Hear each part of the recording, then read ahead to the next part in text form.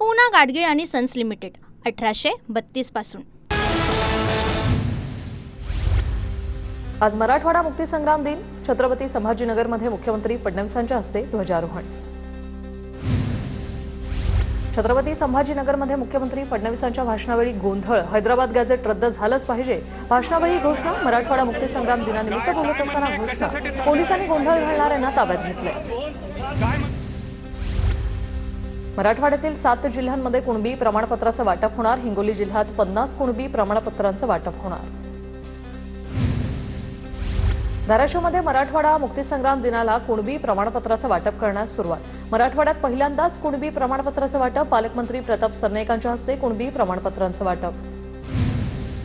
नांदेडमध्ये आंदोलनाच्या तयारीत असलेल्या ओबीसी बांधवांना पोलिसांनी घेतलं ताब्यात। पालकमंत्री अतुल सावेंचा ताफा येण्यापूर्वीच पोलिसांनी ताब्यात घेतलं। हैदराबाद गॅझेट रद्द करण्याची ओबीसी बांधवांची मागणी। धाराशिवमधील मुख्य शासकीय ध्वजारोहण कार्यक्रमात खासापुरीमधील ग्रामस्थांचा गोंधळ। पालकमंत्री प्रताप सरनाईकांच्या हस्ते ध्वजारोहण होत असतानाचा प्रकार।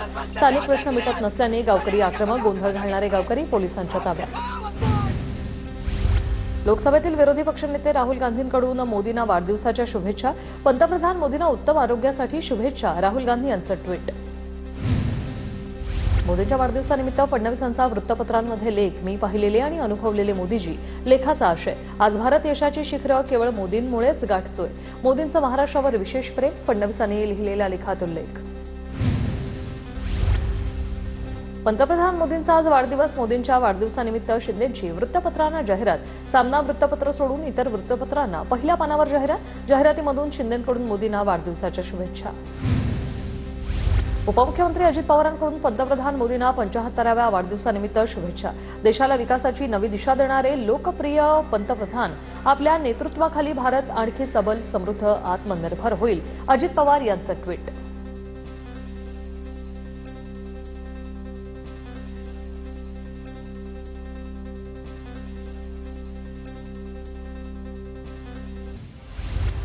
शरद पवारांकडून पंतप्रधान नरेंद्र मोदी यांना वाढदिवसाच्या शुभेच्छा। मोदींना उत्तम आरोग्य, आनंद, दीर्घायुष्य लाभो। पवारांचं ट्विट। मोदी माझे दुश्मन नाही, मी त्यांना दुश्मन मानत नाही। ज्या पद्धतीने ते शिवसेना संपवायला निघाले ते मात्र राजकारण सहन करणार नाही। मोदींच्या मनात पाप असेल तरी मी त्यांना शुभेच्छा देतो। उद्धव ठाकरेंकडून मोदींना शुभेच्छा। राज ठाकरेंनी अमित शहा आणि जय शहांच्या व्यंगचित्र काढलेलं आहे। पहलगाम हल्ला आणि भारत पाक क्रिकेट सामन्याचा संदर्भ देत राज ठाकरेंचा ट्विट करत सवाल। 16 वर्षापूर्वी राणे कदम कुटुंबियांची परिस्थिती वेगळी होती। आता राणे कदम कुटुंबियांचं प्रेमही टोकाचं असेल। निलेश राणेंनी दिलेल्या मानसन्मान आयुष्यभर विसरणार नाही। गृहराज्यमंत्री योगेश कदम यांच्याकडून निलेश राणे यांचं कौतुक। महादेव कोळी समाजाचे परभणीत उपोषण। 2018चा शासन निर्णय अंमलात आणण्याची मागणी। मराठवाड्यातील मल्हार कोळी समाजाला आदिवासी प्रवर्गाचा लाभ मिळण्यासाठी उपोषण। शिवसेनेचे आमदार विलास भुमरे यांची छत्रपती संभाजीनगरच्या जिल्हाप्रमुखपदी निवड। महापालिका आणि जिल्हा परिषद निवडणुकीच्या पार्श्वभूमीवर भुमरेंवर जबाबदारी। उपमुख्यमंत्री एकनाथ शिंदेंकडून भुमरेंना जिल्हाप्रमुख पदाची संधी।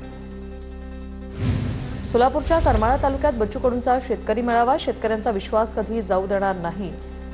जास्त ताकदीने आम्ही आंदोलन उभं करू। बच्चू कडू यांचं विधान। छत्रपती संभाजीनगरमध्ये अधिकाऱ्यांसमोरच शेतकऱ्याची आत्महत्या। पैठण तालुक्यातील खादगावमधील धक्कादायक घटना। शेतात पंचनामा सुरू असताना शेतकऱ्याने विहिरीत उडी मारली। शेती नुकसानाबाबत तक्रार, मात्र अधिकाऱ्यांनी उलट उत्तर दिल्याने शेतकऱ्यांनी केली आत्महत्या। शेतकऱ्यांना दिलेली आश्वासनं पूर्ण करण्याचा सरकारचा प्रयत्न। आत्महत्या करू नका, सरकार तुमच्या सोबत आहे। राज्य महिला आयोगाच्या अध्यक्षा रुपाली चाकणकर यांची प्रतिक्रिया। माओवाद्यांनी केंद्र सरकारला लिहिलं पत्र। माओवादी संघटन शस्त्र सोडण्यास तयार असल्याची पत्राद्वारे कबुली। सरकारसोबत चर्चा करण्यासाठी माओवाद्यांनी मागितली 1 महिन्याची मुदत। काँग्रेसच्या महिला पदाधिकाऱ्यांचं पाणी प्रश्नासाठी ठिय्या आंदोलन। परभणीतील गंगाखेडमध्ये 8 ते 15 दिवसांनी पाणी पुरवठा। मासोळी प्रकल्प आणि गोदावरी नदी बाजूला असूनही गावाला पाणी नाही। गावाला पाणी पुरवठा करण्याची काँग्रेसची मागणी। नाशिकच्या पंचवटीमधील राहुलवाडी परिसरात गोळीबाराची घटना। पूर्व वैमनस्यातून मध्यरात्री गोळीबार। सागर जाधव नावाचा तरुण जखमी। पंचवटी पोलिसांकडून अधिक तपास सुरू। वसईच्या उमेळा गावात भरधाव कार आश्रमशाळेत घुसली। भरधाव कारने 3 साधूंना उडवलं। कारमध्ये 1 मुलगा आणि 3 मुली होत्या। कारमधील मुलं-मुली मद्यधुंद अवस्थेत असल्याची माहिती। नंदुरबार शहरात 2 गटात वाद, एका व्यक्तीकडून दुसऱ्या व्यक्तीवर भर चौकात धारदार शस्त्राने वार. नंदुरबारच्या सिंधी कॉलनी परिसरातील घटना. एक जण गंभीर जखमी झालेल्या गटाकडून दुसऱ्या गटाच्या व्यक्तीच्या घरावर हल्ला. गोंदियात मित्राच्या नावाने बँक खातं उघडत खात्याला मोबाईल नंबर जोडून घेत 80,000ची ऑनलाईन फसवणूक. रामनगर पोलीस ठाण्यात तक्रार दाखल. आरोपी अभय कटरे याला अटक. रेशन दुकानाची माहिती का मागवली यावरून कुटुंबाला मारहाण. सोलापूरमधील माढामध्ये घडली घटना. व्हिडिओ समोर. 4 जणांविरोधात गुन्हा दाखल. जखमींवर रुग्णालयात उपचार सुरू. गोंदियात हरवलेला तरुण सुरक्षित सापडलेला आहे. रेल्वे पोलिसांची उत्कृष्ट कामगिरी. तुमसर रेल्वे स्टेशनचं सीसीटीव्ही तपासणीमुळे मिळाला महत्त्वाचा धागा. कृणाल माहुरे आमगाव स्टेशनवर सापडला. वासुदेवनगर मेट्रो स्थानकाजवळील हॉटेलमध्ये सुरू असलेल्या देहव्यापाराच्या रॅकेटचा पोलिसांकडून भांडाफोड. 2 तरुणींची सुटका तर गुन्हे शाखेच्या सामाजिक सुरक्षा विभागाची कारवाई. नागपूर जिल्हा परिषद शाळेत शिक्षिकेकडून 2 विद्यार्थिनींना मारहाण. शाळा परिसरातील कचरा उचलण्यास मनाई केल्याने मारहाण. बाजारगावच्या जिल्हा परिषद शाळेतील घटना. शिक्षिकेवर तातडीने निलंबनाची कारवाई. छत्रपती संभाजीनगरमधील पैठण जिल्हा कोर्टात आरोपीने न्यायाधीशांच्या दिशेने चप्पल फेकून मारली. आरोपी अंतोन गायकवाडनं सत्र न्यायालयात फेकली चप्पल. लाडकी बहिणीचा लाभ पुन्हा सुरू करा. योजनेचे पैसे बंद झालेल्या महिलांची भाजप आमदार अतुल भोसले यांच्याकडे मागणी. योजनेच्या निकषांची पुन्हा तपासणी करून योजना चालू ठेवण्याचं निवेदन. अमरावतीच्या वीरगव्हाणमधील बेपत्ता ध्रुव राठोडचा मृतदेह आढळल्याचं प्रकरण. ध्रुव 3 मित्रांसोबत पोहायला गेल्याची माहिती समोर. मात्र मित्रांनी या घटनेविषयी माहिती न दिल्यानं संशय व्यक्त. बीड रेल्वेचं मुख्यमंत्री फडणवीसांच्या हस्ते हिरवा झेंडा दाखवून उद्घाटन होणार. अमळनेर ते बीड या रेल्वे मार्गाचं उद्घाटन करून मुख्यमंत्री हिरवा झेंडा दाखवणार. यानंतर ही रेल्वे बीडहून अहिल्यानगरपर्यंत जाणार. उपमुख्यमंत्री अजित पवार उपस्थित राहतील. पंकजा मुंडेंकडून जालन्यात नुकसानग्रस्त भागाची पाहणी. बदनापूर तालुक्यातील मात्रेवाडी गावात पंकजा मुंडेंकडून नुकसानाची पाहणी. माढ्याच्या चोभेपिंपरी गावात नुकसानग्रस्त शेतकऱ्यांच्या पिकाची जिल्हाधिकारी कुमार आशीर्वाद यांच्याकडून पाहणी. केळीच्या पिकांचे पंचनामे करून शासनाकडे अहवाल पाठवला जाणार असल्याचं आश्वासन. लातूर जिल्ह्यातल्या तावरजा प्रकल्प पूर्ण क्षमतेने भरला. तावरजा प्रकल्पावर शेतकऱ्यांना घेऊन काँग्रेसकडून जलपूजन. जळगावच्या मुक्ताईनगरमध्ये कुऱ्हावडोदा परिसरात ढगफुटी सदृश पाऊस. शेतातील केळीचं पीक, सोयाबीन, मका, उडीद, मूग, तूर पीक वाहून गेलं. तातडीने पंचनामे करून मदत देण्याची शेतकऱ्यांची मागणी. परभणीच्या पूर्णा तालुक्यातील भाटेगाव परिसरात ढगफुटी सदृश पाऊस. सोयाबीन, कापूस, हळद, तूर पिकांचं प्रचंड नुकसान. शेतकरी हवालदिल. जळगावातील वाघूर धरणाचे 20 दरवाजे उघडले. शहर आणि जामनेर शहराचा 2 वर्षांसाठीचा पिण्याच्या पाण्याचा प्रश्न मिटला. वाघूर धरणातून 65,000 क्युसेकने विसर्ग. बुलढाण्याच्या सिंदखेड राजा तालुक्यात ढगफुटी सदृश पाऊस. अनेकांच्या शेतात पाणी साचलं असून पीक पाण्याखाली. नुकसानग्रस्तांकडून ओला दुष्काळ जाहीर करण्याची मागणी.